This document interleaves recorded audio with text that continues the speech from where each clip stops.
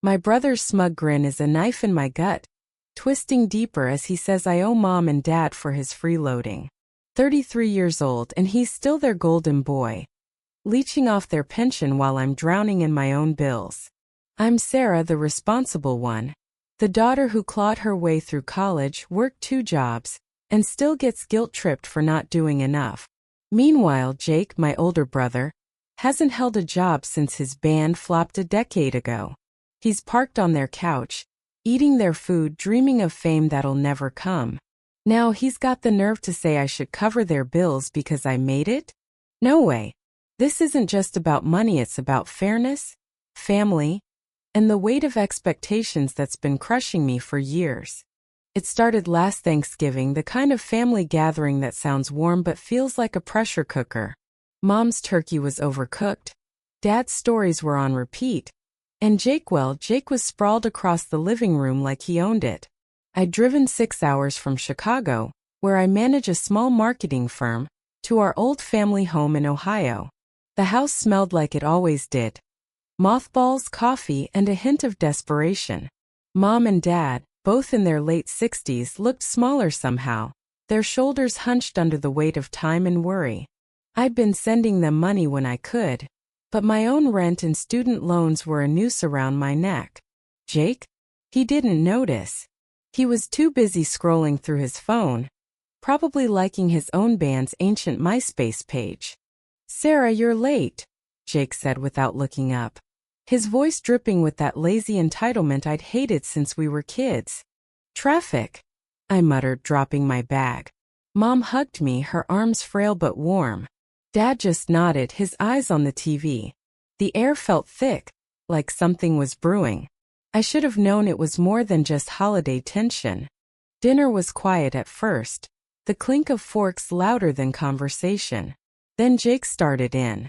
"So Sarah, how's the big city? Making bank yet?"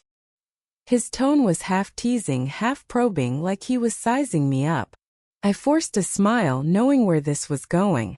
"It's fine. Busy." I kept it short, hoping he'd drop it. He didn't. "Must be nice, huh? Corner office, fancy suits. You're probably rolling in it." He leaned back, smirking, while Mom shot him a look. Dad just ate, oblivious. "Hardly," I said, my voice tight. "Rent's brutal, and I'm still paying off school." Jake shrugged, like my struggles were a choice. "Yeah, well, not everyone can be the family success story." That stung. Success story? I was barely keeping my head above water. I worked nights at a diner to get through college, while Jake dropped out to chase his dreams. Dreams that amounted to a garage band that played 3 gigs before imploding. Yet Mom and Dad always treated him like he was one hit away from stardom. I was the one who got lectures about responsibility, while Jake got coddled. "Jake, stop," Mom said softly, but he ignored her. "Seriously, Sarah, you're doing better than us. You could help out more, you know." He gestured vaguely at the house, like it was my fault the roof leaked or the fridge hummed like a dying engine. I froze, fork halfway to my mouth. "Help out more? I sent $500 last month." Dad coughed, looking uncomfortable. Mom stared at her plate. Jake just raised an eyebrow. "Yeah, but that's pocket change for you, right? Mom and Dad are struggling, and I'm doing what I can, but..." "Doing what you can?" I cut him off, my voice sharper than I meant. "You live here rent-free, Jake. You don't even buy groceries." The room went silent. Mom's eyes welled up. Dad finally looked up, his face a mix of guilt and exhaustion. Jake leaned forward, his smirk gone. "Whoa, harsh. I'm here for them, Sarah. I keep them company. What do you do? Send a check and call it a day." I wanted to scream. Company. He was a parasite, not a caregiver. But before I could say it, Mom spoke. "Let's not fight. We're family." Her voice trembled, and it broke something in me. I didn't want to hurt her, but I was done swallowing Jake's nonsense. That night I couldn't sleep. The guest room smelled like mildew, and the weight of Jake's words kept me up. He wasn't just lazy, he was manipulative, twisting the narrative so I looked like the selfish one. I stared at the ceiling, replaying every time Mom and Dad bailed him out. The car he crashed, the loans he never repaid, the endless excuses they made for him. I'd spent my life trying to prove I wasn't a burden, while Jake leaned into it like it was his birthright. The next morning things got worse. I found Dad in the garage tinkering with an old radio. He looked tired, his hands shaking slightly as he fiddled with a screwdriver. "Dad, you okay?" I asked, sitting on a stool nearby. He sighed, not meeting my eyes. "Bills are piling up, Sarah. The pension's not enough, and your mom's meds aren't cheap." My stomach sank. "I'm helping as much as I can," I said, hating how defensive I sounded. "I know, kiddo. But Jake says you're doing real well. Maybe you could." "Jake said what?" I cut him off, my voice rising. "Dad, I'm barely scraping by. Jake's the one living here, eating your food, using your electricity. Why isn't he helping?" Dad looked away, his silence louder than words. That's when it hit me. They'd never make Jake step up. He was their baby, their sensitive artist, while I was the workhorse. I left the garage, my chest tight with anger and guilt. Over the next few days, Jake's comments got bolder. He'd drop hints about my fancy job, my city life, like I was some millionaire hoarding wealth. One night, he cornered me in the kitchen while I washed dishes. "Look, Sarah, Mom and Dad need help. I'm doing my part, but you're the one with the real money. It's only fair you pitch in more." "Fair?" I spun around, soap dripping from my hands. "You haven't worked in years, Jake. You're not doing your part. You're mooching." His face hardened. "I'm here for them. You're off in Chicago living your dream. You owe them." "Owe them?" I laughed, bitter and sharp. "I've been paying my own way since I was 18. You're the one who owes them, Jake. Grow up." He stormed out and I stood there, shaking. I thought that was the end of it, but I was wrong. A week later, I got a call from Mom.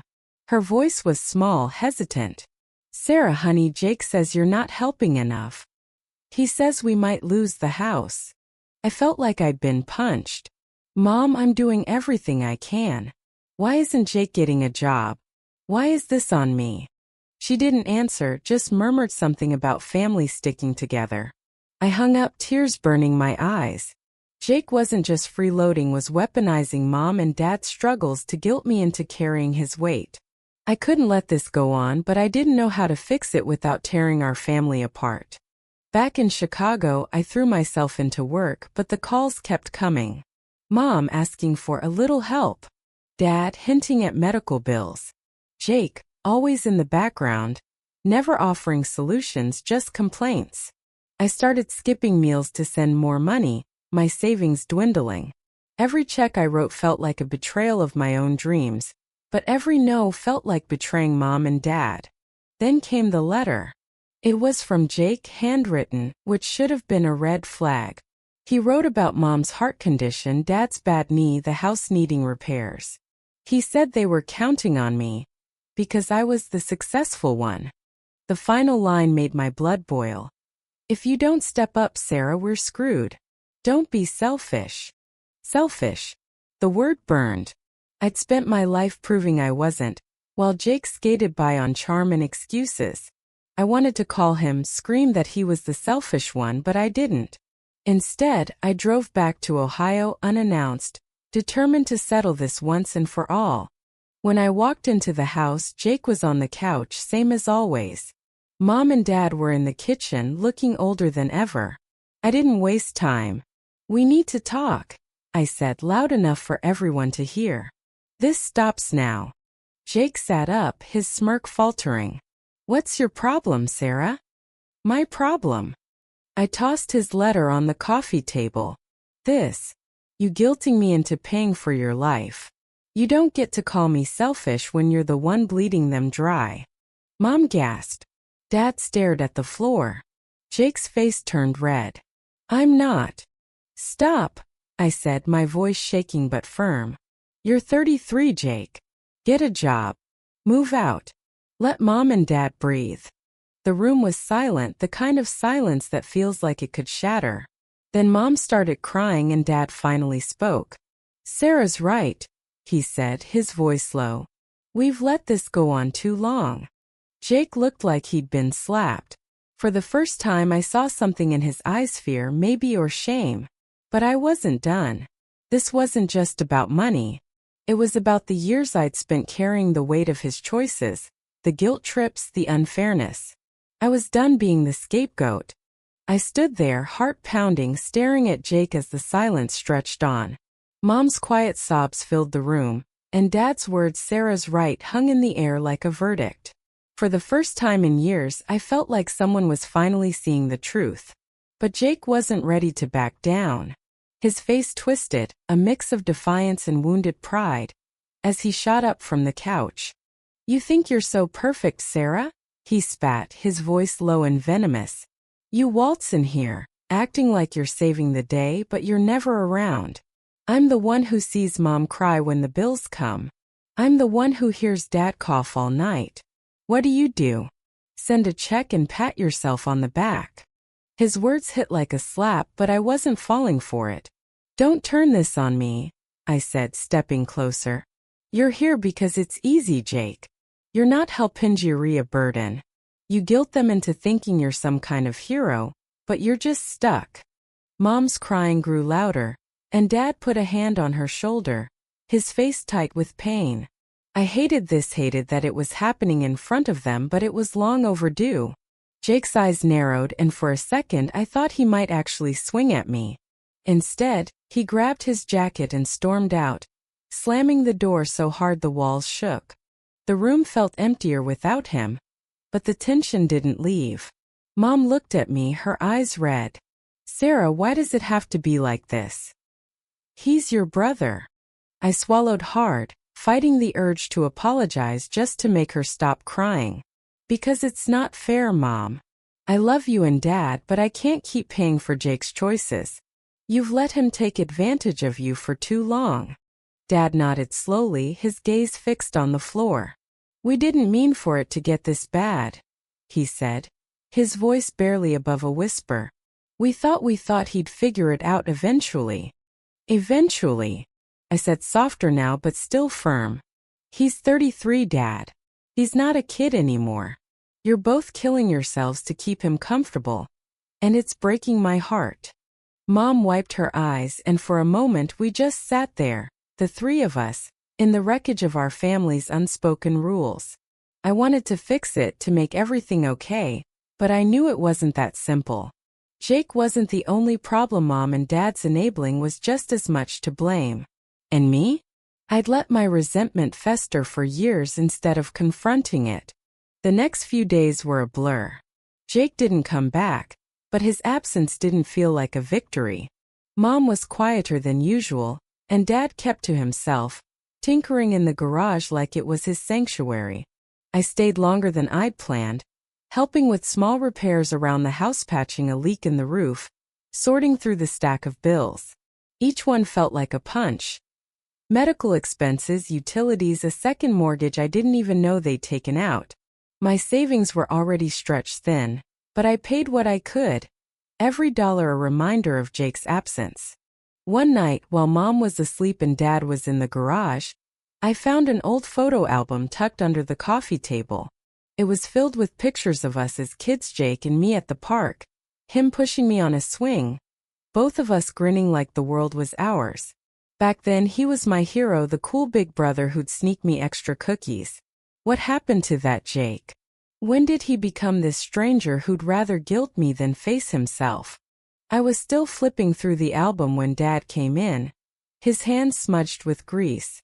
He sat beside me, glancing at the photos.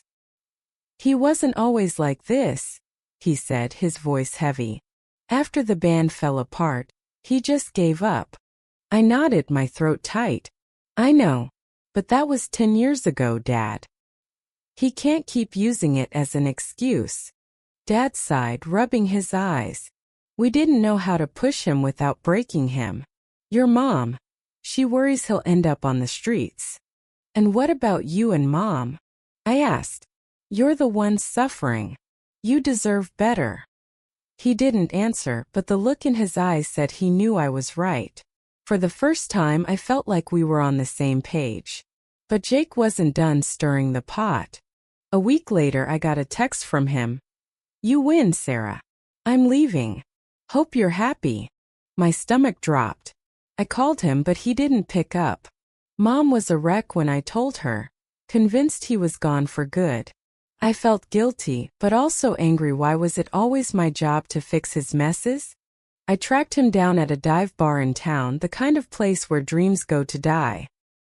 He was hunched over a beer, looking more defeated than defiant. I slid into the booth across from him. "You can't just run away, Jake." He didn't look up. "Why not? You got what you wanted. I'm out of your hair." "This isn't about me," I said, leaning forward. "It's about Mom and Dad. They're killing themselves to support you, and you're letting them." He flinched but didn't argue. For a moment we just sat there, the jukebox playing some sad country song. Then he spoke, his voice low. "I know I'm a screw-up, Sarah, but I don't know how to fix it. Every time I try I fail." I wanted to yell, to tell him to stop making excuses. But something in his voice stopped me. He wasn't smirking now, was raw, vulnerable in a way I hadn't seen in years. "Then stop trying to be a rock star," I said. "Get a job. Any job. Start small. Just start." He looked at me, his eyes searching for something, judgment, maybe, or pity. I don't know what he saw, but he nodded just barely. "I'll think about it." It wasn't a promise, but it was something. I left the bar feeling lighter but not hopeful. Jake had made promises before. Still, I couldn't shake the image of him as that kid in the photo album, the one who'd shared his cookies with me. Back at the house I sat Mom and Dad down. "We need a plan," I said. "I'll keep helping with the bills, but only if Jake steps up. No more free rides." Mom hesitated, but Dad nodded. "You're right. We've been too soft on him." Over the next few months things shifted slowly. Jake got a job at a hardware store, not glamorous, but a start. He moved into a cheap apartment, splitting rent with a coworker. Mom and Dad stopped making excuses for him, and I stopped feeling like the family ATM.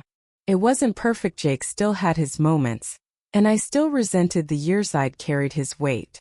But we were talking, really talking, for the first time in years. One evening Mom called me, her voice brighter than I'd heard in a while. "Jake brought over groceries today," she said. "Said he wanted to help." I smiled, a real smile for the first time in months. "That's good, Mom." It wasn't a fairy tale ending. Jake wasn't suddenly a model citizen, and I wasn't free of my own burdens. But it was progress. I'd spent so long fighting to be seen, to be heard, that I'd forgotten what it felt like to fight for something together. Family isn't about perfection, it's about showing up, even when it's messy. Looking back, I realized this wasn't just about Jake or the bills. It was about breaking a cycle of enabling, of resentment, of unspoken expectations. I'd always thought fairness meant everyone pulling their weight, but maybe it also meant giving each other room to grow, even when it hurt. So what do you think? Was I right to call Jake out, or should I have handled it differently? Is it fair to expect family to step up, or does love mean carrying their weight, no questions asked? Share your thoughts, because in families and in life the lines of right and wrong are never as clear as we want them to be.